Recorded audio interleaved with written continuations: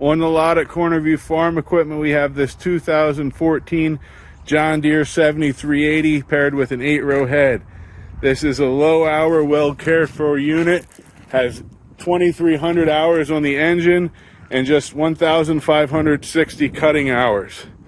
Michelin tires all the way around on this machine. Tires are in great shape with no cracks or rot. This unit has a 48 knife drum installed with 48 knives currently installed on the drum.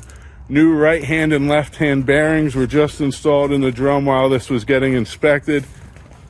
Underneath the hood here, we'd have a 13.5 liter engine with just over 480 horsepower.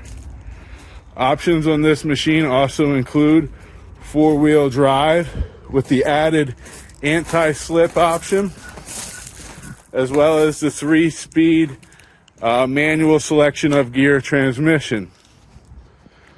Other notable repairs include new metal detector roller, a new smooth roll scraper, right and left hand bearings on the upper front feed roller, as well as some new liners plus many more. Grass and hay heads are also available to be paired with this machine. This machine could also be paired with a brand new 6-row corn head. Please look at the inspection certificate for more details and give us a call for more details on our warranty. Thank you.